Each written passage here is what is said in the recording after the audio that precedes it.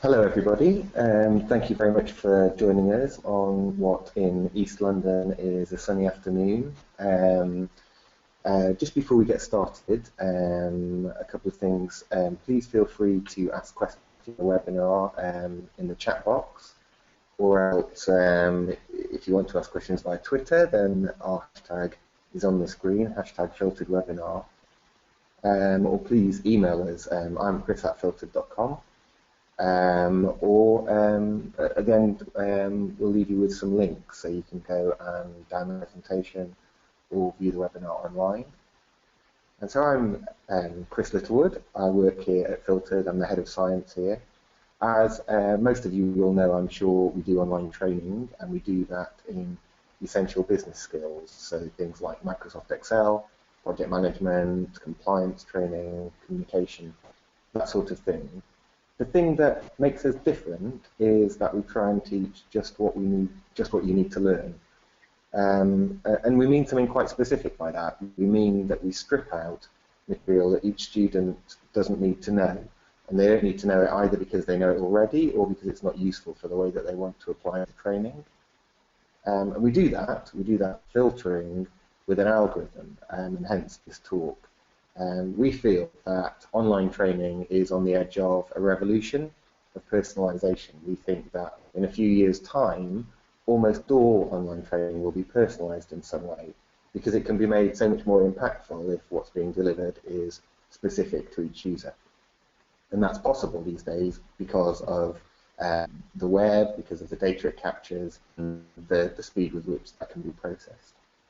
So what I want to do today is talk about the uses of algorithms generally, and how they're used in other industries outside training. Some of those are quite a bit more mature than training. I want to talk about what we've learned in our own implementation of an algorithm. And then finally I want to talk about some principles for application of algorithms and algorithmic techniques to online training specifically. So to start with, I'm going to have a little look at some industries outside training and see what we've learned from those. So here we've got a set of well-known online brands, and they do different things. They all do personalization using algorithms to some extent. So let's just go through those and have a look at what we might learn from them. So if I can just get a pointer. So to start with, the top there, we've got Personalize. So what they're doing is using an algorithm to identify a tune playing in a bar so that you can download it so you know what's playing and you can buy the tune that you like. There's Amazon, who in the business of trying to predict what you want to buy next from information they know about you, what you've done on their site in the past. Quantopian, they do financial trading algorithms. They're looking at spotting patterns in the market, spotting triggers, mean you might be able to make a profit from a trade. Then we've got facial recognition algorithm. So this example is iOS 5, and what that's trying to do is identify an individual, an image from an image of their face. Over here we've got box crypto, are in the business communication individuals and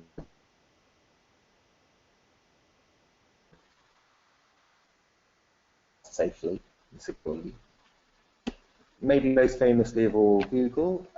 So their algorithm is famous enough that people know its name, PageRank, and of course they're in the business of spotting what.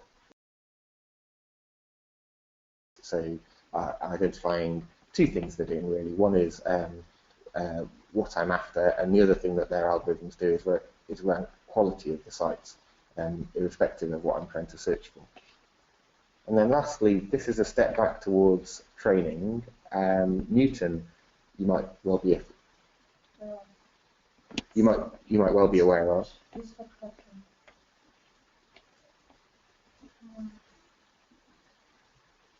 Newton, you might well be aware of, and they're doing education. They do adaptive algorithms in education.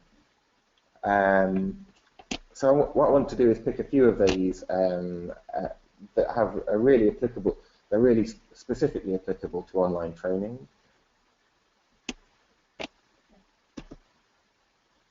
So these three, Newton, Amazon, and Google, what they're doing is just selection. They're selecting content, which is pretty much exactly what we want to do with training.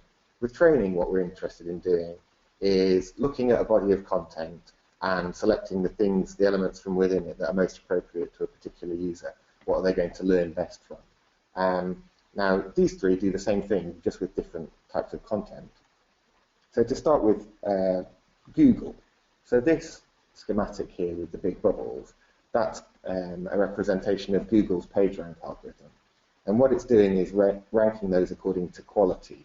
And the size of the bubbles, which are just representing websites, is the PageRank's estimate of how what the quality is of those sites. So big bubbles are high quality sites. How does it do that? Well, it does it simply from links between the sites. So the arrows in this schematic are just hyperlinks, web links that people might follow. And the algorithm works in quite a simple way. If you've got a lot of links into your site, then your bubble is bigger, which explains why the red bubble is so big. So there's loads of arrows coming in, loads of links coming into that site. That's not the only thing it does, though. It's iterative. And so if you look at this brown bubble, the reason that that's so big, despite just having one arrow coming in, is because this really valuable site, the red one here, has got a single link going out of it. That's the only link coming out of the red site, and it only comes into the site, the brown site. So there's a conferred quality score that lands on the brown site. So what's the relevance for training here? Well, the relevance is that we can do a similar thing with training content in terms of estimating its quality. So while we don't have hyperlinks, we do have users who might be using one or more bits of training. We can use those users to forge the links between one site and another. So if I use a particular type of training and I'm successful with it, and another type of training and I'm successful with it, then you can use me as the link between them, and you can tell future users who did well with that first type that they might well do well with the second type too. And that's pretty much precisely what Newton do. So, as I said, Newton, they do online training. They're pioneers of adaptive algorithms, mostly in the US and mostly in schools and universities. But what they do is they try and adapt for individual learning style. So I might learn better by doing exercises. I might learn better by being something being demonstrated to me in video. There might be some more nuanced aspects to the content that are appropriate to me that I do better with than some other sorts of training. And Newton use a model sort of similar to the PageRank algorithm, but using users as the link between those types of training content. So this is what this schematic is taken from Newton's own site. So the squares in this schematic are bits of training content, and the links represent the connections between those types of content, which are deduced from the past use of those by the historic users. So the last example from another industry that I want to draw on is Amazon. So what we have here is some recommendations that were made for me by Amazon. So we've got, they're saying, here are some items that are related to what you've viewed, and you might want to buy these. So they're saying you might want to buy some microscope slides, you might want to buy a book about microscopy. So why is it saying that? Well, this is my own recommendations. I once made a single purchase of microscope slides from Amazon. So on the face of it, it's quite a naive recommendation. I bought lots of things from Amazon, and only one of them was this. But I think the point I want to make here is just that sometimes a simple recommendation is the best. This is what it was recommending to me immediately after I bought that item. And so it doesn't take a very sophisticated algorithm to make that recommendation to me. That you can just say, if someone buys something, suggest exactly the same thing or something very similar in your catalogue. But that might be the best thing. That might well be what I'm most likely to buy. And the message for training here is don't get lost in the sophistication of the technique. Keep in mind what we're trying to do here, which is present people with valuable training. And if you can do that simply, then so much the better. So just to try and summarise what I think we can take from that brief overview of comparable other online industries. So there's loads of tried and tested approaches to applying algorithms to selection. So so whether that's Amazon or Google, Newton, or the others. But they all work in the same way at their heart. They're all looking for correlations between bits of content. They're all trying to spot if this was useful, then maybe this is useful, and make that sort of deduction. And in our field, in training, then we need to make those deductions using usage. So what students actually do with the training, because we've not got automatically hyperlinks between our content. So that means data is at a premium. Usage data is at a premium. And that's the fuel that is going to drive any recommendations.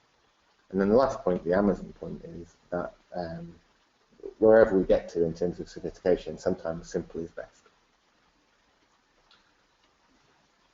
That's an overview of other industries. Now I'd like to focus a little bit on how we do that, and hopefully you'll see some of the themes that came out of that overview of other industries applied in what we've tried to do here at Filtered. So this is an example of some of our content. So this is taken from our Communication, Influence and Teams course.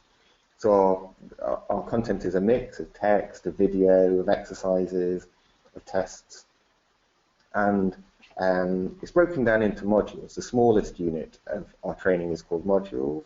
It's called a module.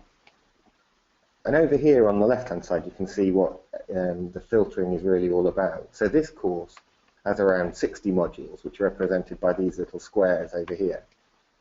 They are color-coded. So the white ones are things that we're recommending that this student studies, that is appropriate to them. And the grey modules are things that we think are less valuable to this student, and they can concentrate their efforts elsewhere. So how do we do that? How do we make those recommendations? So we do it by asking them some questions. So when a student starts training with us, we ask them about their job, about their the way that they want to apply the training, about what's important to them, about what aspects of the training are important to their role, how confident they are with those aspects. And we ask them some test-style questions about to try and assess their objectively assess their proficiency at that subject. And it's those that the algorithm uses to work with.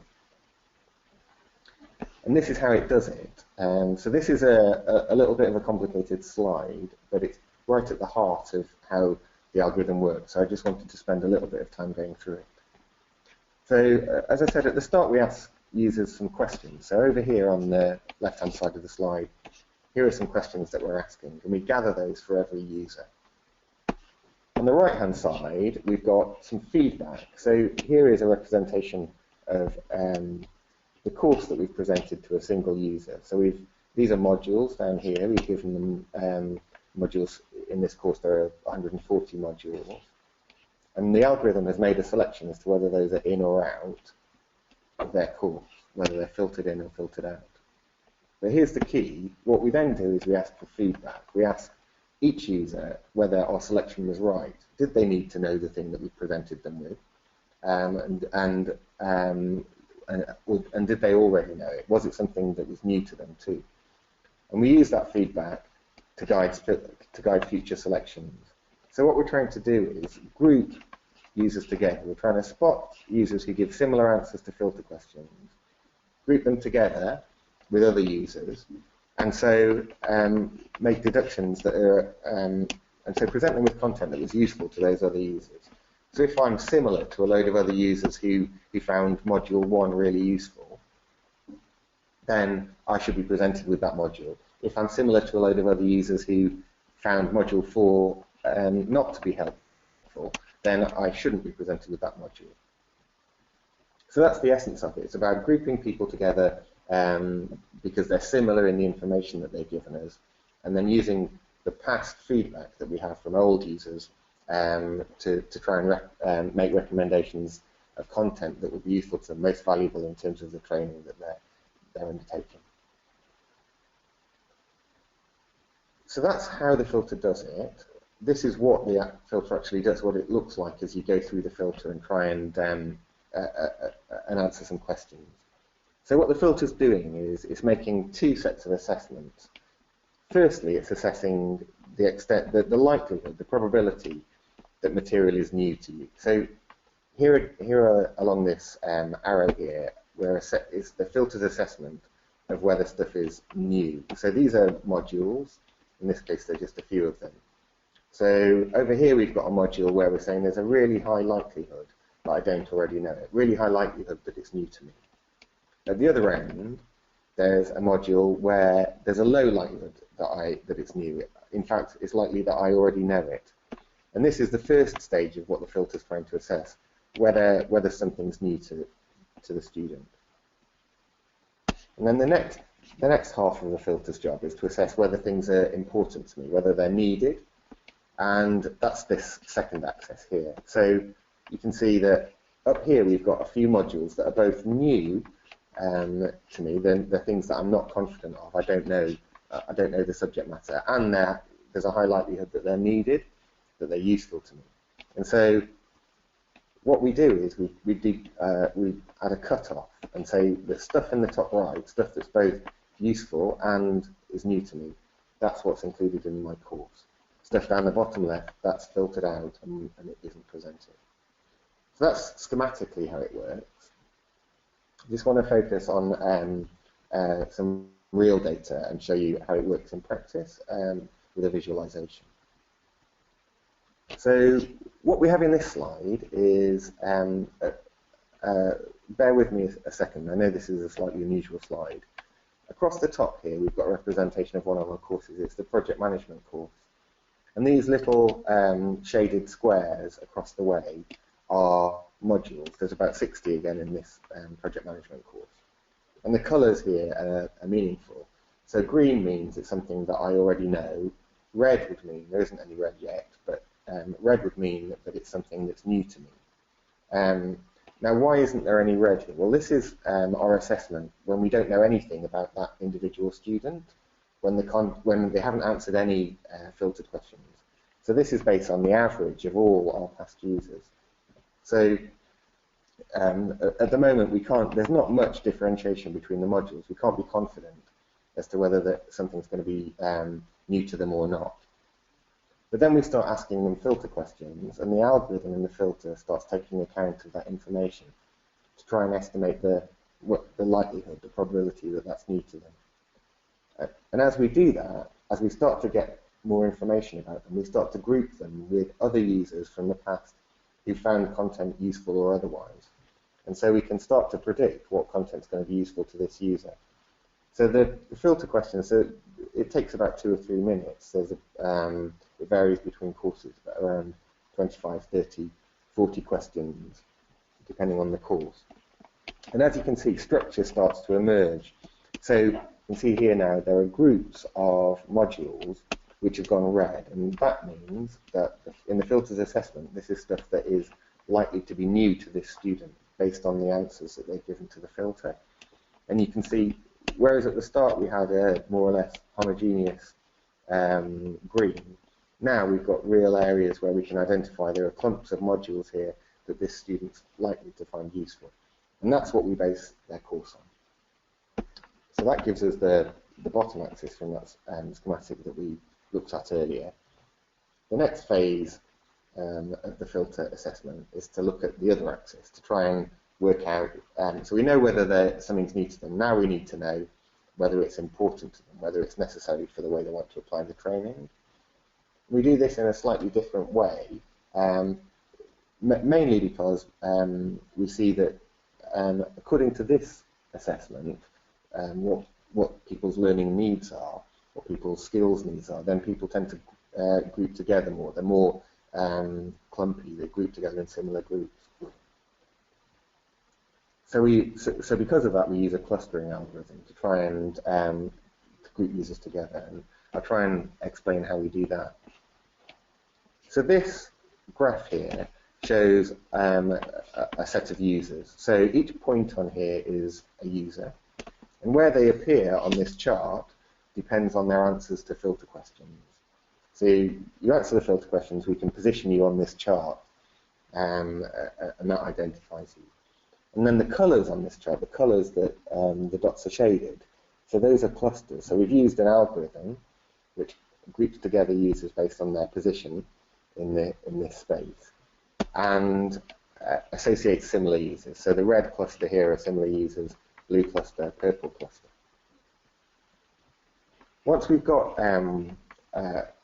these are historic users. They've given us some feedback about the course. So we can say things about the purple users. So these purple users might have given similar answers to the filter. They might have all been in a similar industry, or they might have all found particular aspects of the training particularly valuable. And so they've been grouped together based on their filter answers. But we also know how useful they actually found the training in the end. So when a new user comes along, based on their answers to filter questions, that positions them on this grid. This new user here is clearly a purple user based on their position. And we can look at all of the feedback from all of the other purple users in that cluster and use that to give this new user a course. We can use that to say, well, everyone else in your cluster found this useful, and so we'll present that to you in your training. So that's how we do filtering and how we apply it. So hopefully you'll have seen some themes that we covered when we looked at training algorithms in other industries that apply specifically to training. So for instance, the grouping together of users and using historic data to associate bits of content. But what I wanted to do is try and make it a bit more general and a bit more widely applicable, and draw out some principles for use of online use of algorithms in online training. So the first of these principles are called evidence basis. So this is really the bread and butter of what we're trying to do. This is basically saying if we're trying to make inferences, if we're trying to forecast what is likely to be useful to someone in training, then we need to do that based on some evidence. We need some real data. So this is just saying, if you're going to try and do this, then where possible, if you're going to try and make personalized training, then where possible, base it on real data. In particular, because training differs so much that your own users, the use of your own training, that's the most valuable information you've got. So so you really need to make use of that rather than relying on a theory of learning. The second point is something of a caveat to that. So this is saying that the data will only take you so far. The reason for that with training is a particular one, in that if I'm using Amazon and I'm getting shopping recommendations, things that Amazon might recommend that I buy, it doesn't matter too much if those are unrelated to each other. They can one day recommend that I buy some microscope slides, the next day they can recommend I buy a DVD. It doesn't matter that those are unrelated and incoherent.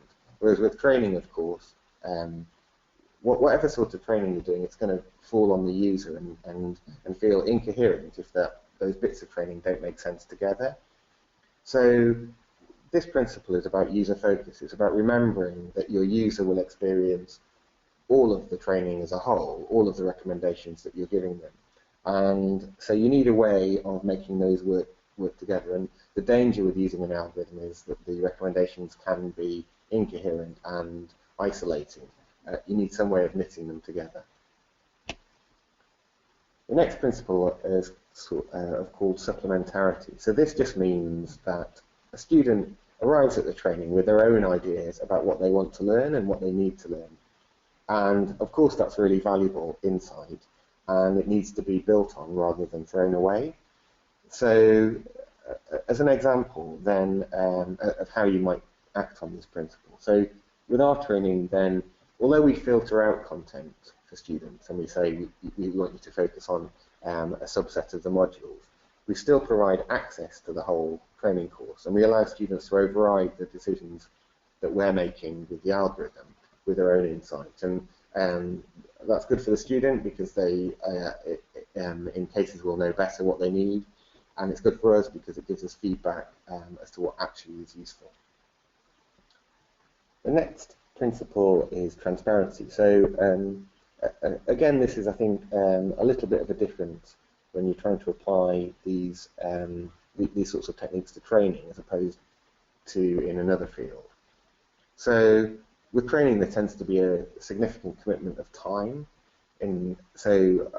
Often users will be taking training in a field which they're unfamiliar with. And so they're taking a leap of faith that what you're putting in front of them is going to be useful.